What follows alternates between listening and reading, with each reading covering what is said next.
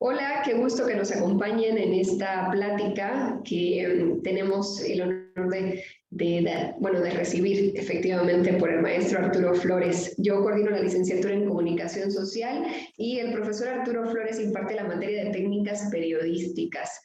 Eh, para mí es muy grato, Arturo, que hayas podido preparar una plática precisamente con este tema que tiene que ver con el hecho de lograr contar historias con un sentido social.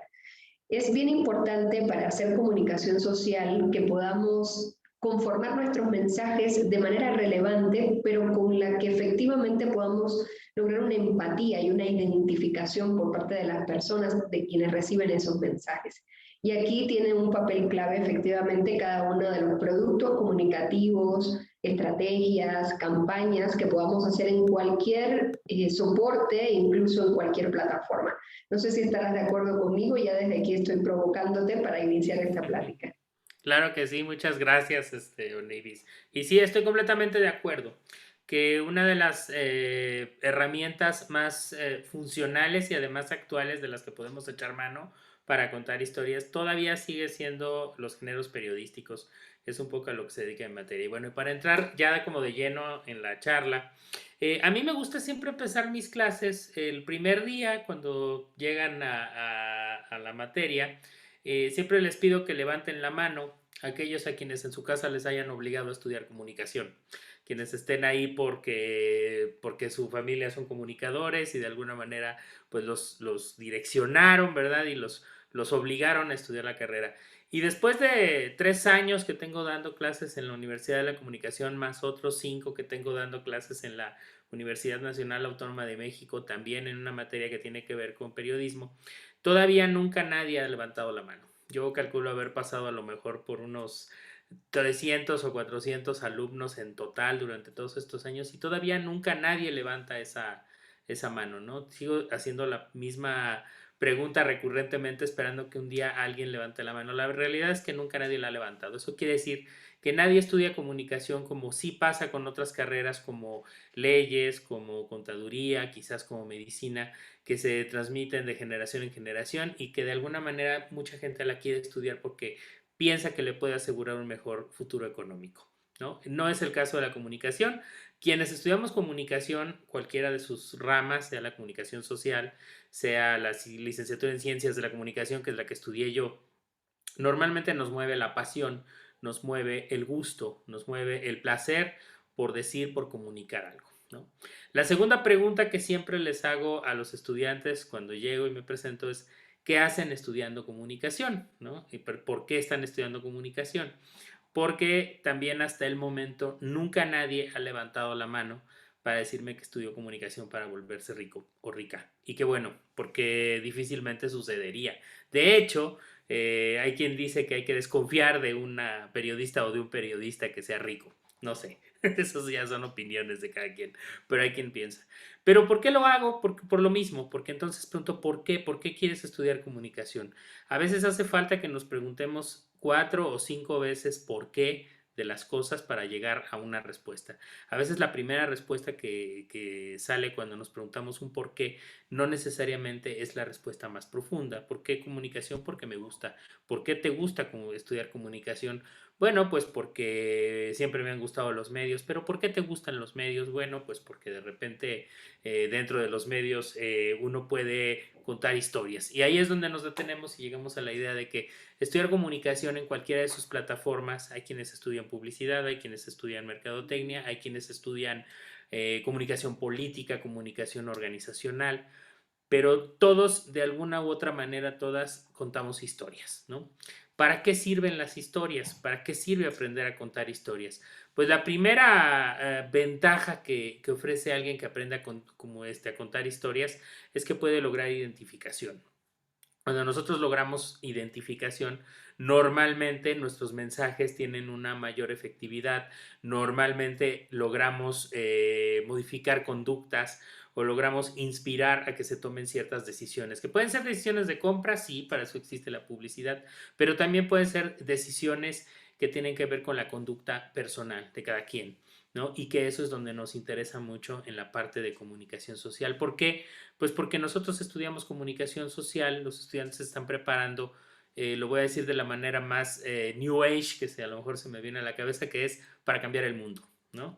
Todos estamos aquí para cambiar el mundo con el deseo de cambiar el mundo. El mundo no va a cambiar de la noche a la mañana, pero definitivamente ayuda mucho los pequeños pasos, las pequeñas decisiones, y para eso es fundamental aprender a contar historias, ¿no? Aprender a colocar a los personajes que vale la pena colocar en el ojo público para aprender a inspirar conductas, ¿no?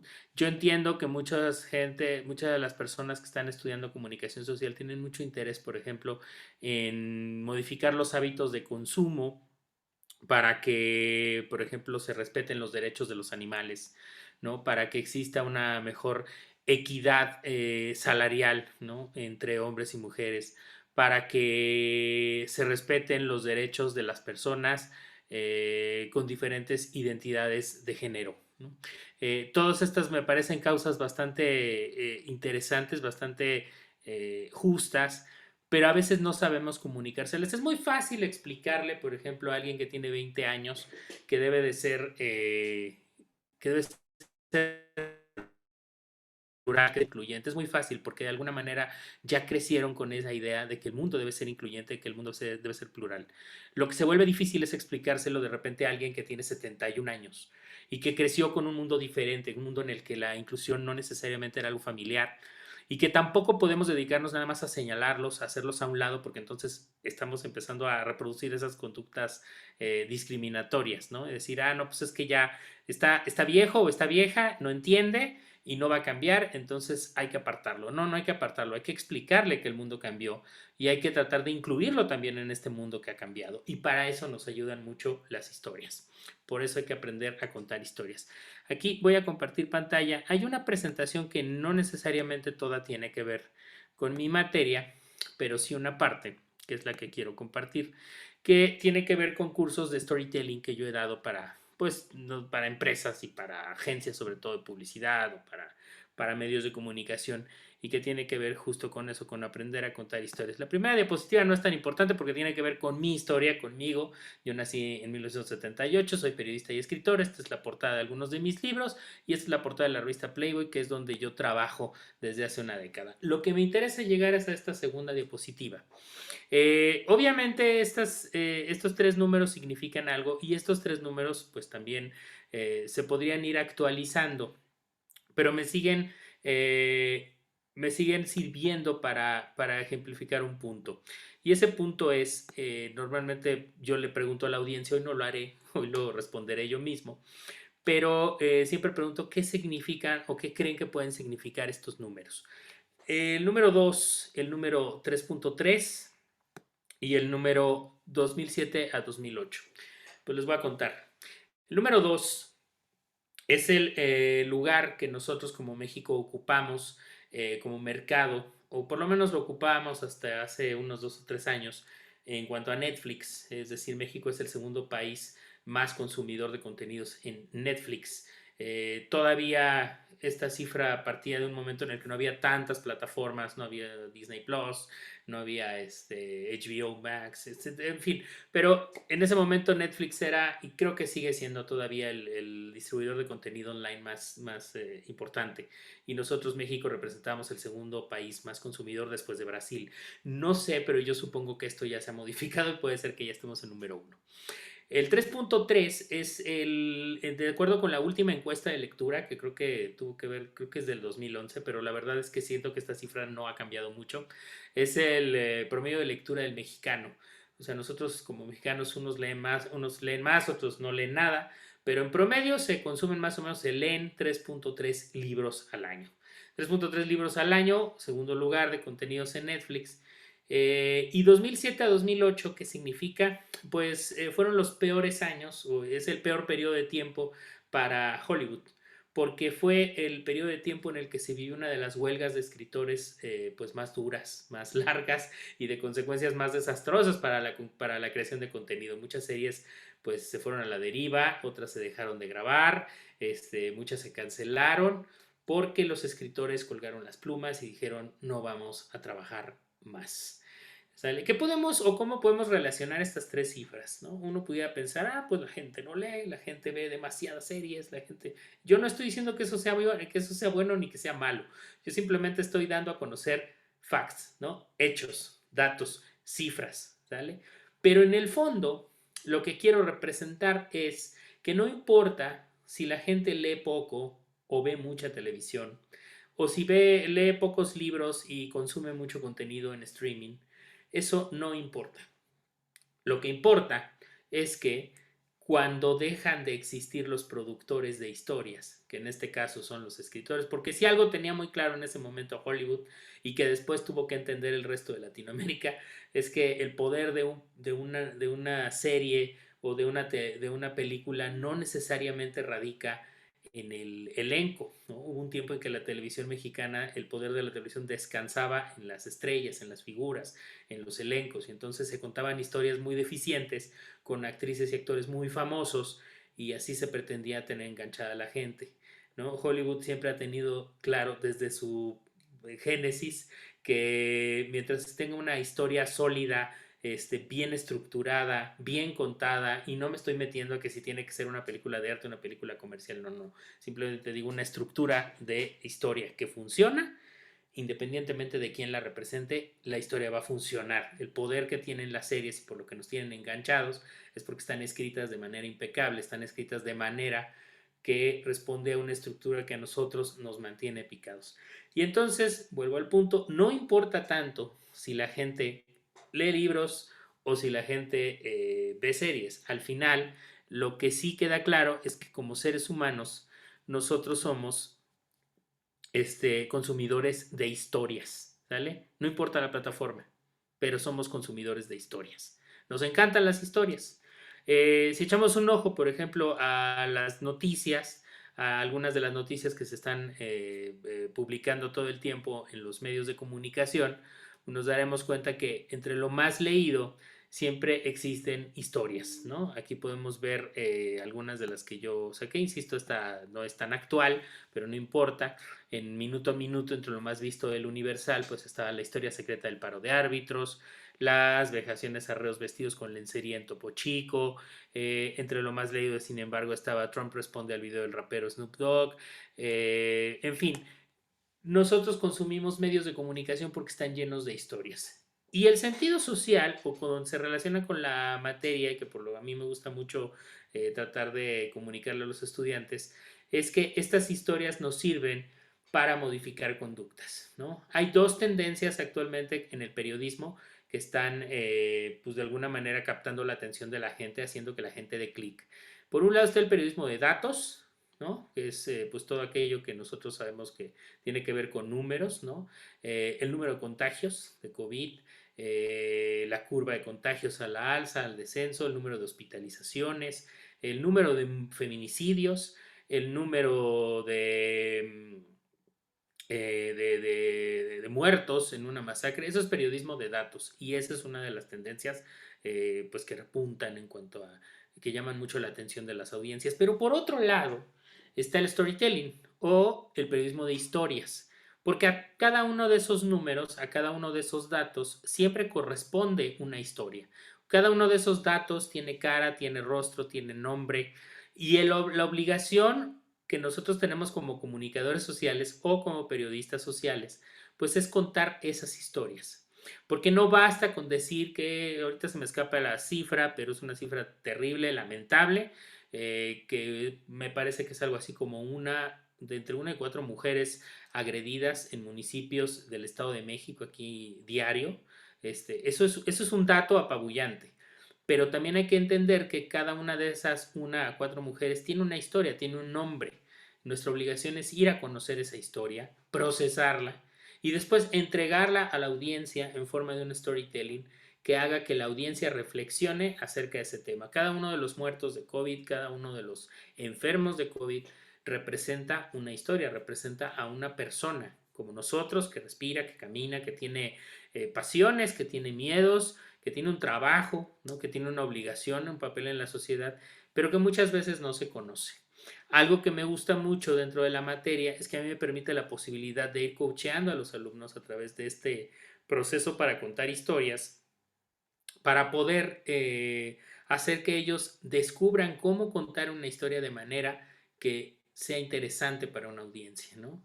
Y vamos paso por paso a ver, primero lo más complejo y siempre lo más difícil es encontrar al personaje, encontrar esa historia, ¿no? Y entonces hay que bucear en lo profundo. Las clases a distancia, la situación de la pandemia, ¿no? De estar guardados en nuestras casas, pues ha planteado la complejidad de salir a la calle, ¿no? Porque siempre he estado convencido de que el periodismo, aquí también suelo hacer cita de algo que puede ser muy políticamente incorrecto, pero pues no sé, me gusta, al final es un producto de ficción. Hay una película que se llama Tinta Roja que siempre hago ver a mis alumnos. Es una película de un periodista, bueno, le escribe un periodista, y es una película que trata sobre periodismo. Y hay un papel de un editor que es Foundes, que manda a su reportero a investigar cosas. Y en alguna parte de la película esboza una frase muy políticamente incorrecta, pero que me parece que representa perfectamente esto que quiero ilustrar, que es que el periodismo y la prostitución se aprenden en la calle.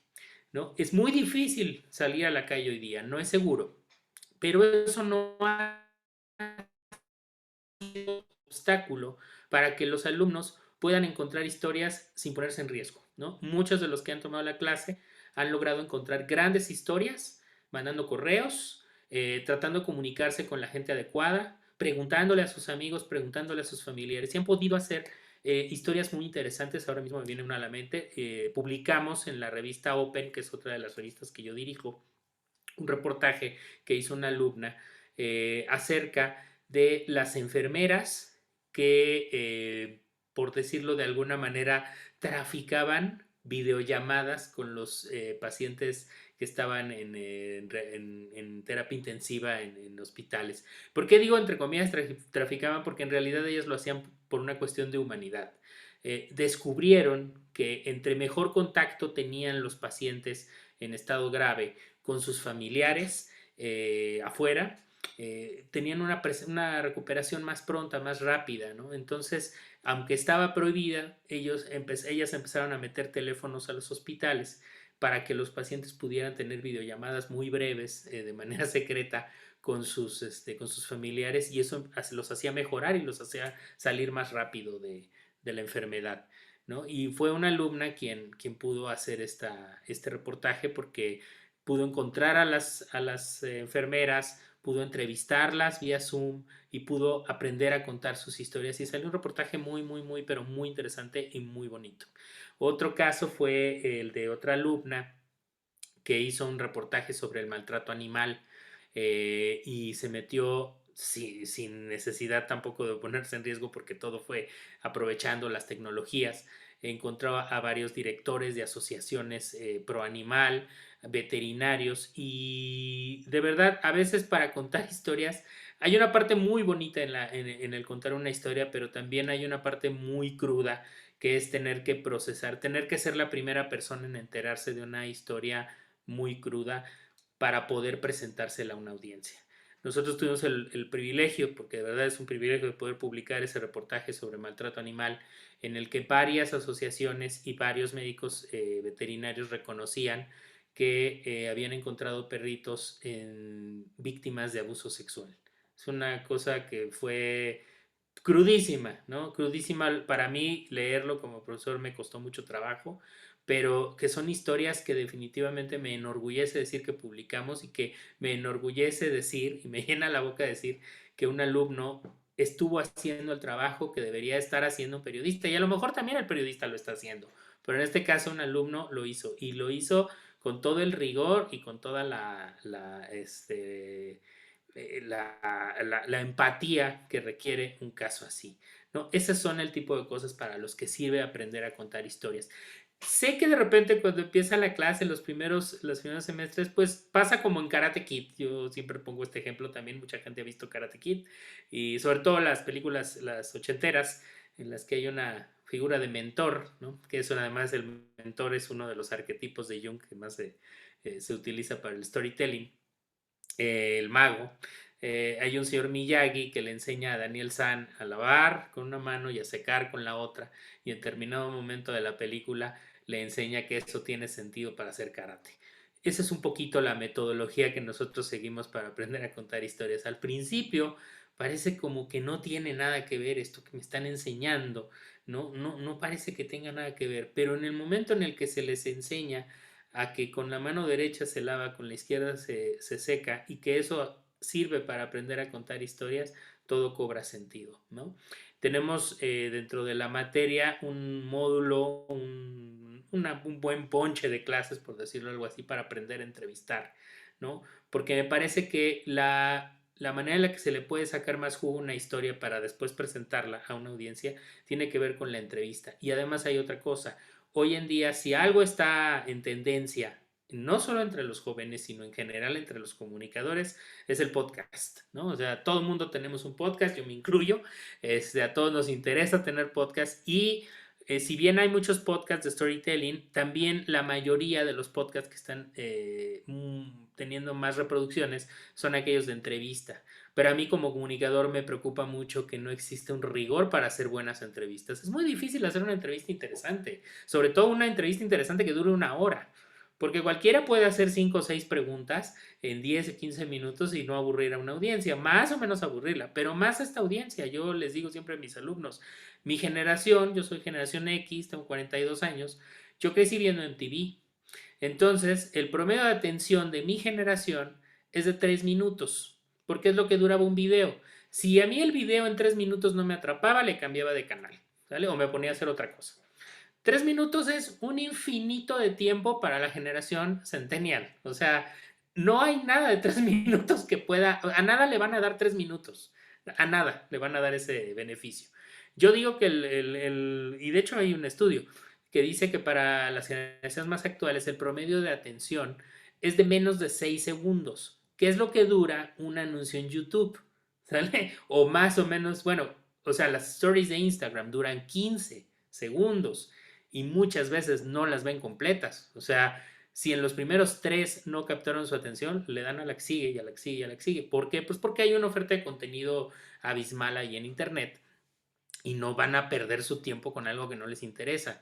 Entonces, uno de los puntos en los que yo más me detengo para aprender a contar historias es cómo empieza esa historia, ¿no? ¿Cuál es el inicio de esa historia?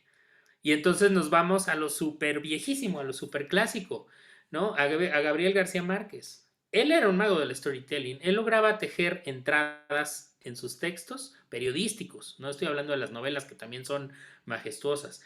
Pero él se detenía mucho en la importancia de que la primera línea fuera tan poderosa, que fuera un anzuelo que no te soltara y que te obligara a leerla toda.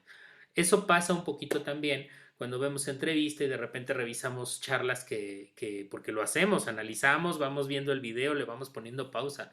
Cómo entrevista a David Letterman, cómo entrevista Ellen DeGeneres, cómo entrevista Larry King, cómo entrevistan todos estos Jimmy Fallon, Conor O'Brien, cómo entrevistan todos estos grandes magos de la entrevista que están ahí desde antes de los podcasts. Y después, por supuesto, también analizamos podcasts.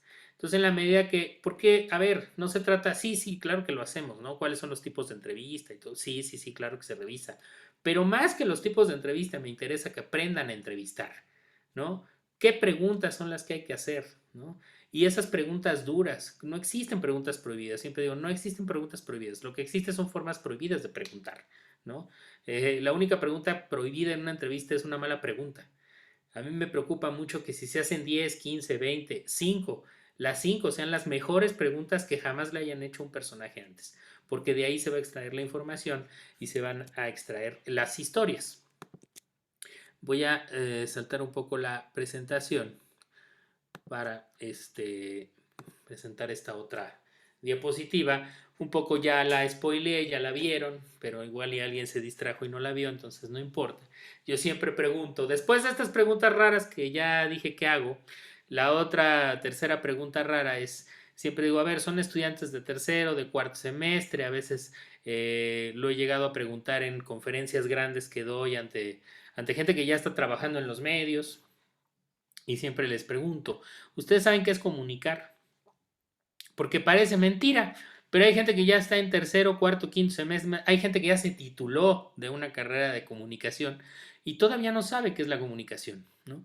¿Por qué? Porque muchas veces nos preocupamos mucho por aprender definiciones muy científicas, ¿no? Que están bien, pero antes de aprenderte de memoria la definición científica, razónala, ¿no? Entiéndela, compréndela, apréndela con H intermedia.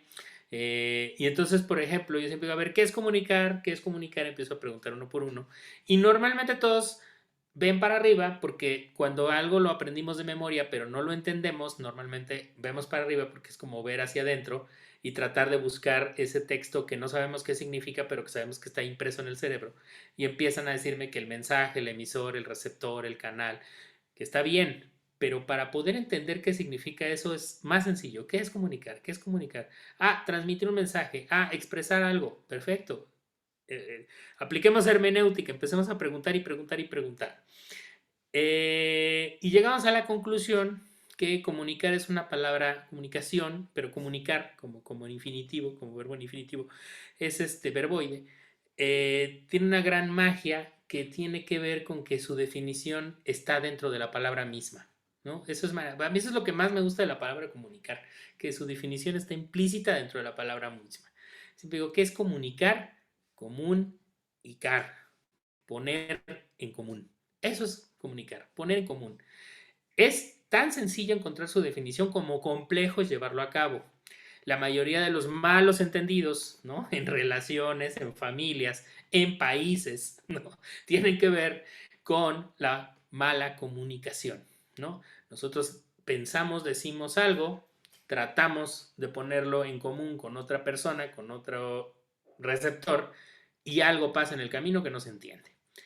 Y siempre les digo que para mí esta es la imagen suprema de la comunicación, ¿no? Es una escena de la película E.T., ¿no? En la que un extraterrestre llega a la Tierra y se pone en contacto con un niño y ni el extraterrestre habla el idioma del niño, ni el niño habla el idioma del extraterrestre, pero en algún momento el niño se siente mal y el extraterrestre lo toca y lo cura, ¿no? Se ponen absoluta y totalmente en comunicación. En ese momento se pusieron en común, aunque ninguno de los dos habla el mismo idioma. Para mí eso es la comunicación, eso es comunicar.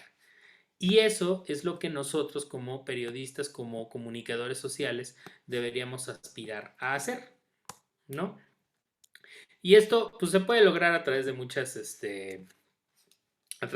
herramientas. ¿Qué es el storytelling?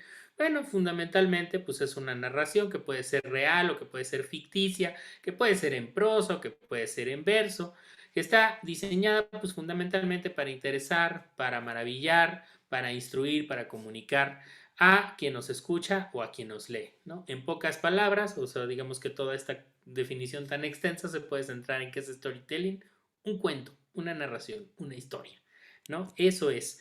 Y eso es lo que tratamos de que los jóvenes que se inscriben en la carrera aprendan a hacer, ¿no? Ese storytelling se puede aplicar en un documental, se puede aplicar en un comercial de televisión, se puede aplicar en un reportaje para una revista, se puede aplicar en un podcast, se puede aplicar en una narración de ficción grabada en formato de podcast.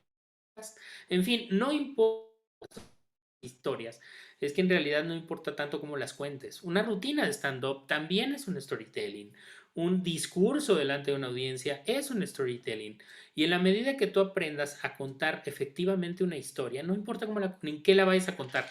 No importa si vas a hacer un reportaje, no importa si vas a hacer un cortometraje, no importa si vas a hacer un documental, no importa cómo lo vayas a presentar. Lo que importa es que si está bien hecho, va a conectar con tu audiencia, te va a hacer que te va a inspirar, ¿no?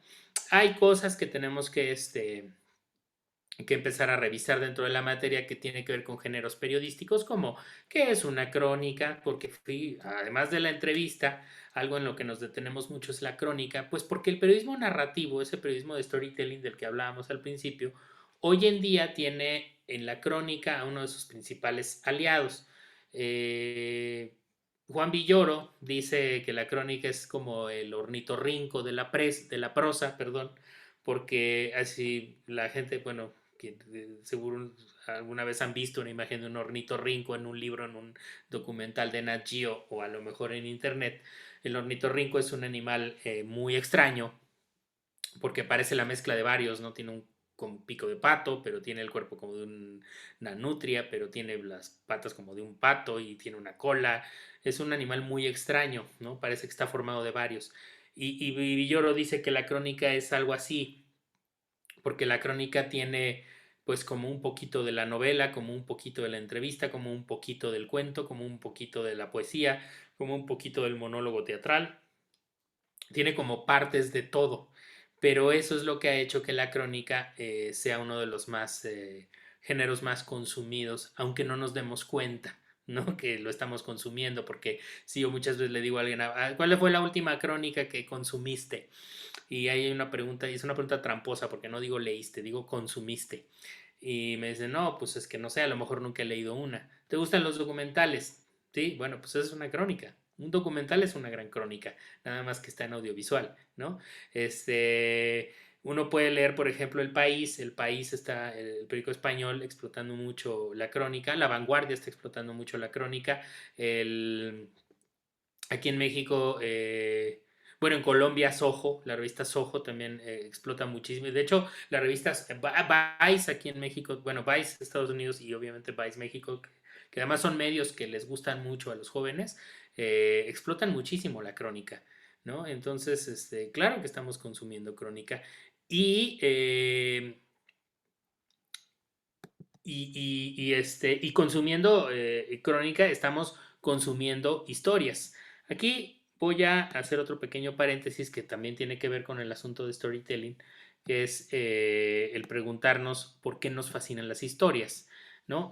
¿Por qué las historias nos ayudan a entender cosas? Muchas veces uno le puede decir a alguien, no sé, no te estaciones en doble fila, porque estás haciendo tráfico, ¿no? Ahora sí que, amigo, date cuenta, estás haciendo tráfico, no te estaciones en segunda fila. Pero la gente lo va a seguir haciendo porque no está entendiendo, no se está identificando con el por qué no debe de estacionarse en segunda fila.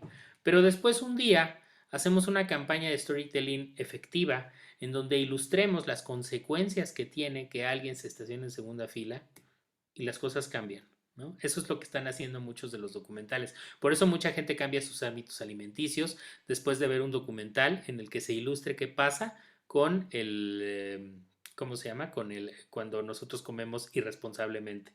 En la imagen lo que estamos viendo es que desde tiempos inmemoriales los trovadores, los storytellers de ese momento iban de un reino a otro contando historias, ¿no?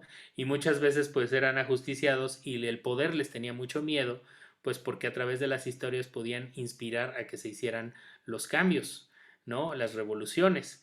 Eso sigue pasando o debería seguir pasando porque una de las cosas que vemos, por ejemplo, dentro de la materia también tiene que ver con las TED Talks, ¿no? A mí me gusta mucho usar TED Talks para compartirlas con los alumnos y que las vean y las consuman.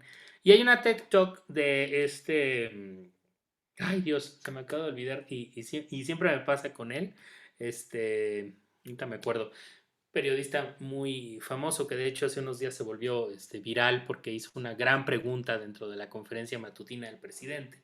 Lo cuestionó sobre las cifras, sobre el periodismo de datos acerca de los muertos de COVID y de las matanzas que han tenido lugar a lo largo de la República por el crimen organizado. Ay Dios, ahorita me acuerdo de su nombre, pero él tiene una TED Talk muy interesante que se llama Contrapoder, en donde dice que precisamente una de las obligaciones que tenemos los periodistas es de siempre ejercer ese equilibrio entre la gente y los gobiernos, porque las autoridades, los gobiernos, pues siempre van a tener un poder y nosotros como periodistas somos quienes representamos a las personas para lograr un contrapoder, ¿no? Y pues hay gobiernos a los que les molesta mucho que los periodistas cuenten las historias, ¿no? Pero bueno, volvamos a ello. ¿Por qué las historias nos fascinan como audiencia? ¿Por qué nos encantan? Pues de entrada porque son fáciles de recordar. Todo el mundo tiene una historia favorita que puede estar representada en una película, que puede estar representada en un libro, que puede estar representada en un cómic. Todo el mundo tiene una historia y no se le olvida. ¿Por qué? Pues porque las historias son fáciles de recordar. Porque crean identificación, generan identificación, ¿no? Los grandes personajes que están muy bien escritos, que responden a arquetipos, otra vez me vuelvo a meter con Jung, porque todos de alguna manera, los padres icónicos, los magos icónicos, ¿no? Las princesas icónicas comparten ciertos rasgos que tienen que ver con los arquetipos, ¿no? Y eso tiene que ver con la estructura de storytelling y obviamente son cosas que no voy a explicar en este momento, simplemente estoy tratando de dejar en claro por qué nos gustan tanto. Cuando algo genera identificación, cuando nosotros nos identificamos con una historia, normalmente nos toca y nos cambia. No somos la misma persona. Ese es un ejercicio que también hacemos mucho en clase. Leemos un artículo, un reportaje, una crónica, algo de algún tema pues importante, trascendente, ¿no? Contado con una maestría y una precisión perfecta. En este momento me acuerdo que uno de los textos que usamos mucho es una crónica que hace el 3 veces ganador del Premio Nacional de Periodismo, Alejandro Almazán, que se llama Acapulco Kids. Es una crónica que escribe sobre, sobre el trabajo sexual infantil en el puerto de Acapulco. Y siempre que leemos esa crónica, al final yo le pregunto a los estudiantes y a las estudiantes, ¿quién eras antes de leerlo y quién eres después de leerlo? ¿Eres la misma persona? ¿Piensas lo mismo? ¿Sabes lo mismo cuando empezaste del tema? O sea, no eres la misma persona. Y la mayoría dice, no, no soy la misma persona. Es más, ya ni siquiera voy a ir a Acapulco como iba antes. Ya ni siquiera voy a ver a Acapulco como lo veía antes. Así de poderosas son las historias, ¿no? Porque generan identificación, porque fomentan la creatividad, porque yo siempre les digo, a ver, estás bloqueada o estás bloqueado mentalmente, no sabes qué escribir, no sabes por dónde empezar, no sabes de qué hablar, porque muchas veces los trabajos, muchos han preferido entregar los escritos, pero yo siempre les digo, el chiste es que me cuentes la historia. O sea, si me la quieres, si me lo quieres hacer en video, si lo quieres hacer en audio, si lo quieres hacer como tú quieras. Nada más que si lo vas a hacer en audio o lo vas a hacer en video, recuerda que primero lo tienes que escribir, porque no hay película sin guión, ¿vale? Y un buen podcast también, en teoría, debería tener un guión. ¿Vale? A veces improvisamos porque se nos hace más fácil. Sí, sí es más fácil improvisar. Lo que no es fácil es improvisar algo que sea interesante y que tenga atrapado a tu audiencia. Hay que ser un mago de la improvisación y son muy pocos, la verdad. La gran mayoría de los creadores de contenido que son efectivos escriben sus contenidos para después presentarlos a una audiencia en el formato que sea, un documental, un podcast, etcétera. Genera identificación. Y las historias, evidentemente, pueden convertir lo viejo en nuevo, ¿no? Y ya casi para cerrar esta conversación, justo quiero hacer este ejercicio, que también lo suelo hacer mucho. No es ningún tipo, no me meto para nada con la religión, estamos hablando solamente de storytelling, historia, tal cual, cuando presento esta imagen, porque le digo, ¿qué tiene que ver esta imagen con la imagen de E.T.? ¿No? Y pues mucha gente dice, no, pues no tiene nada que ver, ¿no? Cuando pusiste a E.T. y en esta es una imagen que tiene pues un carácter bíblico y les digo, no, tiene en realidad mucho en común. Porque yo te puedo contar una historia, te puedo contar una historia de un personaje que vivía en las alturas y que un día baja a la tierra y que genera una comunidad, ¿no? de seguidores y este personaje empieza a hacer milagros, empieza a curar a los enfermos, a revivir a los muertos.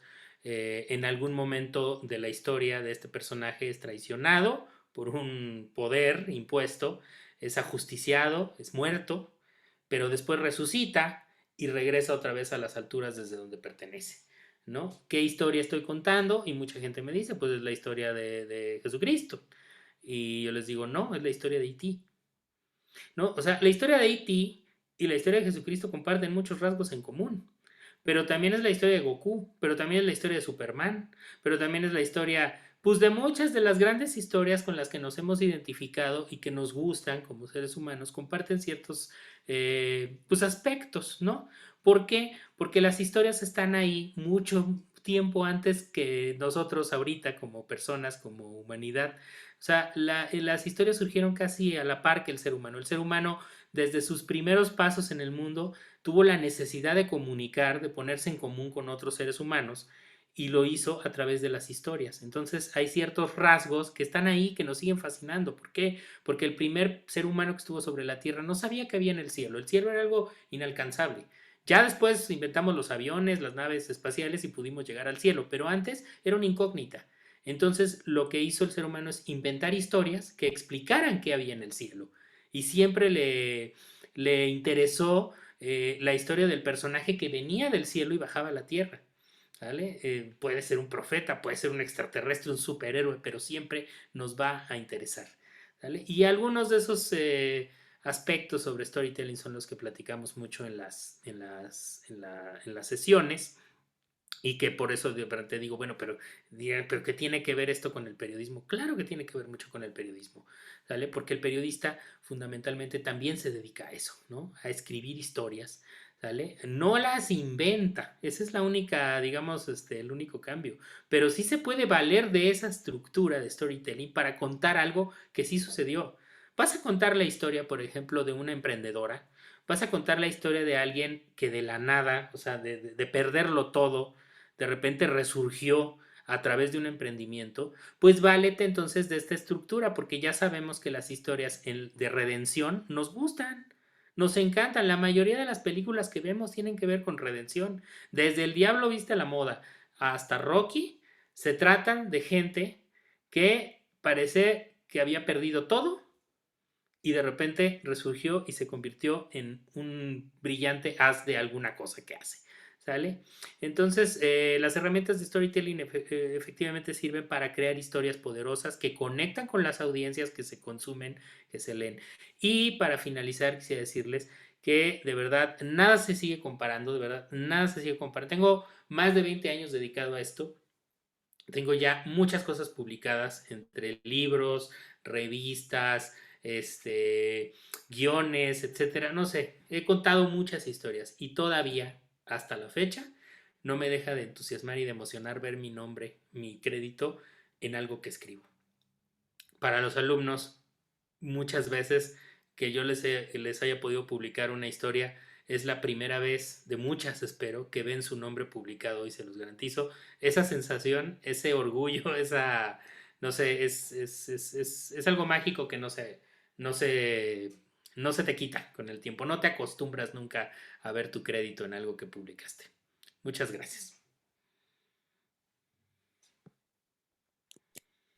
Muchas gracias, Arturo. Muchas gracias. Yo soy testigo de, digamos, de esa inspiración a muchas alumnas y alumnos porque además me entero de todas esas historias que logran publicar y sé que les emociona mucho, mucho, mucho poder hacerlo. Aunque vayan en un cuarto semestre de la carrera, tener una publicación ya en una revista que al final es reconocida y que puede ser leída por muchísimas personas. Entonces, y eso lo aplaudo, porque el hecho de que podamos generar estas estrategias de enseñanza-aprendizaje que no se queden solamente en un trabajo que pueda ser calificado y tener una nota, sino que puedan tener una visibilidad hacia el exterior, como es el caso, yo creo que es lo que más debería propiciarse, ¿no? En ese sentido. Pero bueno, Andrés tiene una pregunta, porque levantó la mano. Andrés. No, aplaudí, pero sí, sí tengo ¿Aplaudiste? una Bueno, pregunta. ahora tienes que comentar de todos modos. No, sí, pues como siempre muy interesante. Yo más que nada estaba tratando de formular una pregunta. Tengo una que tal vez es muy amplia, la verdad, no sé si, sí, pues tal vez sí es muy amplia. Pero ahorita que mencionas storytelling, creo que, bueno, si quieren comunicación social, sí lo vemos tanto en publicidad, en mercadotecnia, en periodismo, etcétera. Y también hablabas, pues, también de la actualidad de los contenidos, ¿no? Que ahorita también tienes que llamar la atención mucho más rápido, etcétera. Eh, pero aquí yo sí te quería, o sea, estamos en una época donde la reproductividad técnica es muy fácil, ¿no? O sea, te dan la herramienta, ¿no? Si quieres tener un buen storytelling, enfatízate en los sentimientos, en las emociones, ¿no? Entre otras técnicas. Pero también ya hay tanta gente que, o sea, cualquier persona con un teléfono y un micrófono puede hacer un podcast, grabar, lo que sea. ¿Cómo, o sea, tú qué crees que hay que hacer para poner en común, hablando de comunicación, la ética y la responsabilidad con todos los públicos? Es una pregunta muy amplia y la voy a tratar de Sí, contestar. sí, sí. Primero quiero, o sea, a veces cometemos el error, me parece que es un error, digo, puede ser que no, de pensar que realmente somos muy diferentes a como éramos. ¿A qué me refiero con eso? En realidad, lo que ahorita es el podcast, por ejemplo, o lo que es ahorita las redes sociales, sí efectivamente pues, se mueve muchísimo más rápido. Pero hubo un tiempo en el que todo el mundo tenía una revista independiente. ¿Sale? Hubo un tiempo en el que todo el mundo tenía un fanzine. Hubo un tiempo en el que todo el mundo se paraba en una esquina a dar un discurso, ¿no? Es curioso porque una de las razones por las que cuando los comediantes de stand-up normalmente se les ilustra siempre dando un discurso delante de una pared de ladrillos, esto es porque hace muchos años los líderes de alguna manera pues sindicales, obreros en Inglaterra hacían discursos siempre afuera de las fábricas, entonces como que se relaciona una cosa con la otra y por eso es el muro de los ladrillos. Pero hubo un tiempo en el que desde que el ser humano tiene boca y habla, siempre ha tenido la necesidad de decir cosas, ¿no? Lo que pasa es que sí, efectivamente, como dices, pues estas cosas nos permiten llegar a más y más personas. Pero en realidad siempre ha sido así. O sea, siempre hemos estado saturados de contenidos. Lo que pasa es que hoy día esos contenidos son más, llegan más rápido a más personas, ¿no? Entonces, primero no hay que desanimarse, ¿no? O sea, hacerlo, error y prueba y error todo el tiempo, todo el tiempo, todo el tiempo. Y en segundo lugar, sí, evidentemente la ética es muy importante, ¿sale? Pero en segundo lugar, yo diría que para tener un storytelling, ¿cómo te diré? Efectivo, tienes que ser veraz, tienes que ser sincero, ¿no? Tienes que ser honesto, o sea, tienes que contar las historias que a ti te interesa contar, ¿sale? Y se respira y se ve cuando alguien está contando una historia de la que no está convencido, ¿sale? O sea, no sé si tal vez el ejemplo no sea el mejor, pero es el que me viene ahorita a la cabeza, ¿no? Pero a ver, a mí no me gusta la mantequilla, ¿no? Entonces me costaría muchísimo trabajo hacer una historia efectiva para vender mantequilla. Mucho, porque yo mismo no lo hago. Podría, y a lo mejor hasta me sale bien, pero me costaría mucho trabajo, ¿no? Pero me encanta el café. Y si me pidieran escribir una historia en la que tratara de vender el café o tratara de comunicar las bondades del café, seguramente me saldría muy bien, ¿vale? Porque hay veracidad, hay honestidad. Entonces, yo creo que es eso, o sea, el reportaje al que yo hice alusión durante la plática sobre los animalitos, yo sé que esa alumna es una amante de los animalitos por encima de todas las cosas, ¿no? Y que todo en su vida alrededor gira alrededor de los animales. Hay mucha veracidad ahí. Entonces eso se respira en la historia, ¿vale? Eso es algo que no se te puede enseñar, eso es algo que uno ya trae, ¿no? O sea, tuve una alumna, por ejemplo, que estaba muy, muy, muy, muy clavada en temas de feminismo. Y cada vez que hablaba del feminismo y cada vez que escribía sobre el feminismo, se respiraba pues, la veracidad, la honestidad, la identificación, ¿no? Pero también tuve un alumno, por ejemplo, que le encantaban los videojuegos y que cuando hablaba de videojuegos se le iluminaba la cara y, o sea, más allá de la expertise está la pasión y está la veracidad. Yo creo que cuando aprendes a capitalizar esas dos emociones, esas dos, pues, es que voy a repetir la palabra, pero sí, cuando capitalizas esa inversión, esa energía, puedes contar mejores historias. No sé si haya medio respondido a tu pregunta. Sí, no, sí, totalmente. Sí, sí, sí. Sí, esa era. Sí, Okay. es muy Sobre todo amplia. porque Quería hacerla. creo que yo, sí, está bien, Andrés, porque tiene que ver con esas interrogantes que seguramente no solo estudiantes universitarios, sino jóvenes que quisieran convertirse incluso en generadores de contenido en Internet y en las redes sociales pudieran preguntarse, ¿no? Y creo que la labor de las universidades dentro de este ecosistema digital en el que cada vez más, como tú dices, las posibilidades técnicas facilitan que generemos contenidos en mayor cantidad y de manera muy rápida y a veces de manera, ¿cómo decirlo?, pues eficiente, porque con gran calidad a veces en cuanto a la imagen, en cuanto al sonido, etcétera. Y la labor de la universidad yo creo que está en hacernos conscientes de qué tipo de generadores de contenido queremos ser y deben ser en particular los comunicadores y las comunicadoras sociales, aquellos y aquellas con responsabilidad social. Yo creo que bien tendríamos que tener ahí como un punto a considerar que tenga que ver con varias de las cosas que mencionaba el profesor Arturo y por eso yo nada más lo retomo. Algo así como ese código de conducta, esa deontología que nos permite a nosotros y a nosotras generar contenido desde la responsabilidad social, que si bien tiene que ver con una integridad y una transparencia, pasa por esa honestidad que ejemplificaba bien el maestro, y yo recalco sobre todo una empatía. El hecho de que generes contenido poniendo en primer lugar a las personas que te están escuchando, tiene que ver con esa empatía. Entonces no se trata solo de generar el contenido que tú quieres, de dar la opinión que tú deseas, sino precisamente el contenido que puede influir de manera positiva en las personas que te están escuchando. Que los haga reír, pero que los haga reflexionar también, que influya positivamente en la medida en la que a esas personas les sea de utilidad lo que le estás diciendo.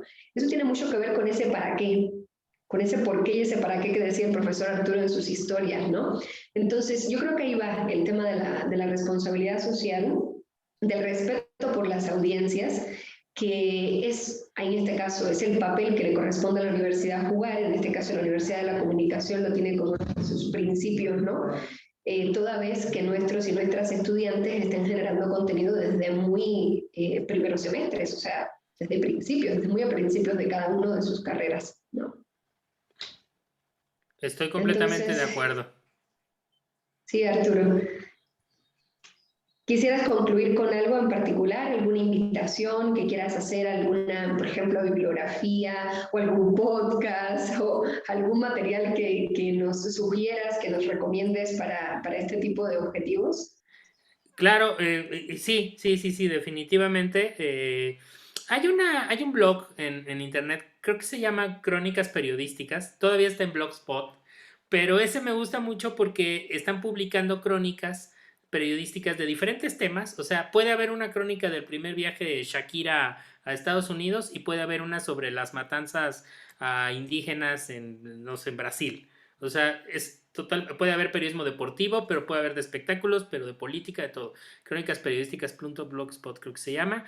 Ese me gusta mucho porque además lo están actualizando constantemente y ves muchas plumas, muchos estilos, muchas formas de contar las cosas. Me gusta mucho el podcast porque también veo cosas de antes y cosas de hoy. O sea, así como me gusta mucho la serie de David Letterman en Netflix que se llama Mis invitados no necesitan ni presentación, que lo mismo entrevista a Jay-Z o a las Kardashian que a esta joven, ahorita se me escapa su nombre, Mariah creo que se llama, que fue la que recibió un balazo en la cabeza y sobrevivió porque estuvo como activista para que las niñas pudieran tener derecho a ir a la escuela, ¿no? En Pakistán. Y ay, me van las palabras ahorita, pero bueno, fue víctima de un atentado y ahora vive Sí. en Europa pero bueno, lo mismo entrevista a Maraya que a Jay-Z, insisto, y hace grandes entrevistas, David Letterman, pero también me gusta mucho el podcast creativo, ¿no? De Roberto Martínez, Martínez. Ajá. ¿sí? Que me parece un joven que él sí le machetea por hacer buenas entrevistas, investiga muy bien, estructura muy bien sus preguntas, deja hablar a los invitados y sobre todo va en busca de algo, ¿no? No pregunta de una y otra cosa, sino que tiene muy claro que él quiere conocer una parte de la historia de sus invitados. Entonces, hay de todo un poco, obviamente las mejores entrevistadoras siempre son mujeres. Oriana Fallaci, o sea, los libros de Oriana Fallaci son entrevista con la historia, me encanta, pero también Claudia Dreyfus, que de hecho ella fue la que hizo la entrevista a García Márquez cuando ganó el premio Nobel de literatura. Ella lo entrevistó para Playboy en Estados Unidos, pero Claudia Dreyfus además ha publicado grandes entrevistas. Bueno, publicaba, ya falleció. En fin, yo creo que hay muchas cosas que se pueden recomendar. Los libros de Alejandro Almazán, también, 3 veces ganador del Premio Nacional de Periodismo. Es un gran cronista, un gran cronista. eh, y obviamente también los libros de Lidia Cacho, ¿no? O sea, yo creo que ella es maravillosa contando historias, pero además hablando o sea, generando empatía hacia las víctimas y haciendo un periodismo de denuncia muy importante. Eso sería lo que se me viene a la cabeza en este momento, pero obviamente, pues, si quieren estar en contacto en redes sociales, en todas estoy como Arturo el Editor y me pueden preguntar y yo siempre estoy recomendando cosas por ahí. Perfecto. Pues muchísimas gracias, Arturo. De verdad, un gusto haber compartido esta plática contigo. Agradezco también a Andrés de Montesinos, que es estudiante de nuestra carrera. Gracias a Elisa ahí en los controles, como siempre digo, de anfitriona. Y bueno, invitarles a quienes puedan estar viéndonos y escuchándonos, que se acerquen a la Universidad de la Comunicación. Ofrecemos este tipo de pláticas de acuerdo con algunos de los temas que son de interés general para el estudiantado y para la comunidad de la Universidad de la Comunicación en sentido general. Muchísimas gracias por haberse quedado con nosotros y con nosotras y estén atentos a la próxima ocasión. Hasta luego. Vale, gracias. Gracias, Arturo. Gracias, Nevi. Muchísimas gracias. Hasta luego, Gracias. Andrés. Bye, bye, bye. Hasta luego.